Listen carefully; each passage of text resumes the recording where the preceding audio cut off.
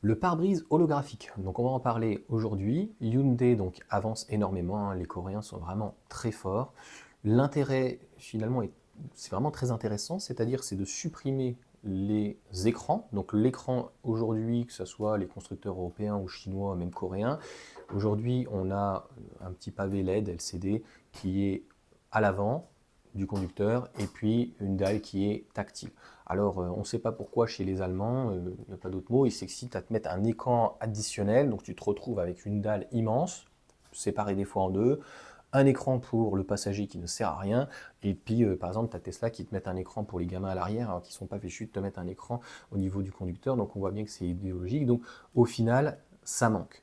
Donc là, ça peut être très intéressant, c'est de réellement supprimer tous les écrans, et d'avoir un pare-brise donc qui soit holographique. Moi, la question que je me pose et qui n'est pas donc dans cet article, pour le coup, donc des rouleurs électriques, donc c'est Hugues qui m'a envoyé aussi cette information et ça serait une réalité, c'est comment ça fonctionne et quel serait le coût. Aujourd'hui, on sait qu'un pare-brise c'est relativement élevé déjà.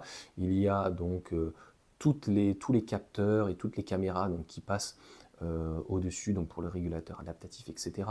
Donc il faut régler, on est aux alentours de 1000 euros, voire beaucoup plus pour les pare-brises, et j'ai l'impression et j'ai peur un petit peu comme les phares, les optiques avant, qui coûtaient aux alentours des 300, 500, 700 euros. Aujourd'hui, l'unité, c'est pratiquement 1000 euros. Les deux, la paire, c'est 2500, on se rapproche des 3000 euros, quoi. Donc les assurances, voilà, elles tirent un petit peu la gueule, hein. C'est pour ça qu'aussi ça coûte énormément cher les assurances, parce que bah, même que ce soit électrique ou thermique, les optiques avant, c'est ce qui coûte en tout cas très cher. À l'arrière, un petit peu moins. Donc combien ça coûterait un pare-brise comme ça? Dans la mesure où si tu le casses, c'est quand même plus, on va dire, embêtant, et puis même ne serait-ce que pour la visibilité. Comment ça se passe dans ces cas-là? Est-ce que le véhicule est immobilisé? Est-ce que voilà, tu vas pouvoir avoir ton instrumentation? Qu'un écran qui est à l'intérieur aujourd'hui qui pose aucun problème. On voit bien que de toute façon tout ce qui est écran LCD, c'est beaucoup mieux que les cristaux liquides de l'époque où à un moment donné en fait ça avait tendance à s'effacer, ça a beaucoup de mal et ça supportait pas très bien la chaleur. Aujourd'hui les écrans fonctionnent plutôt bien, on n'a pas trop de retour de personnes d'une manière négative. Même dans l'ensemble, les processeurs, même si j'ai fait une vidéo donc, sur le modèle 3 Performance, où il peut y avoir donc, bah, des problèmes sur la chaîne, donc sur quelques véhicules d'une manière spontanée. Mais est-ce que c'est l'avenir? Je pense que oui. Va falloir en tout cas savoir le tarif, et c'est toujours la même chose. Donc, combien ça coûte ce type de remplacement? C'est la question que je m'étais posée par exemple pour la Renault 4, où ils ont intégré donc, des optiques qui coûtent déjà très cher, et ils ont rajouté donc un plexi, si on peut dire, à l'avant. Et bah, si il est rayé et endommagé, combien ça coûte donc de devoir remplacer? C'est-à-dire que autant si c'est de la tôle, bah, ça peut se déformer, un plastique aussi. Là, on est sur un plastique plutôt dur, donc avec un impact, ça peut, même avec des cailloux, hein, ça peut éventuellement se casser. Donc la technologie, c'est bien, avancer, c'est bien, mais il faut aussi pouvoir réduire les coûts, c'est aussi le but. Ce n'est pas que forcément de supprimer tous les écrans et de faire quelque chose donc, qui est holographique.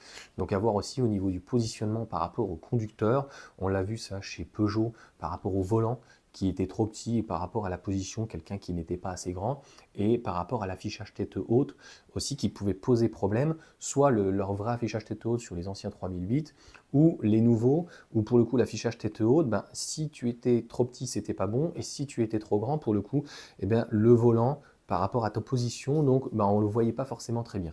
Donc je me pose aussi ces questions-là, si tu es un petit peu trop haut ou un petit peu trop bas, est-ce que la visibilité sera donc bonne par rapport à ces choses holographiques?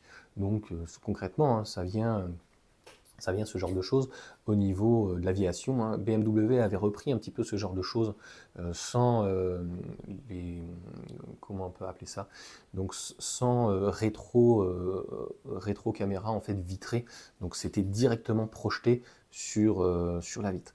Pareil, la dernière des choses où je me pose la question, quand il fait nuit, je suppose que ça va bien fonctionner. Quand il fait gris comme aujourd'hui, je pense que ça va plutôt bien fonctionner.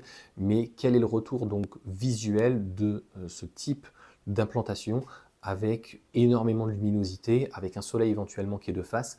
Est-ce qu'on va pouvoir donc visualiser toutes les informations. Parce qu'aujourd'hui, le LCD, franchement, ça fonctionne plutôt très bien, c'est très pratique et ça permet aussi d'apporter des mises à jour. Donc en fait, on peut avoir une évolution donc, des écrans et je trouve que c'est finalement beaucoup mieux que le cadran et ça apporte énormément de visibilité. On peut changer pas mal de choses et ça fonctionne encore une fois tout aussi bien qu'un cadran. C'est pas à vie non plus un cadran. Donc voilà en tout cas pour ce retour. Dites-moi ce que vous en pensez et est-ce que c'est l'avenir? Et ce qui m'intéresse surtout, c'est le coût. Sur ce, ciao à tous.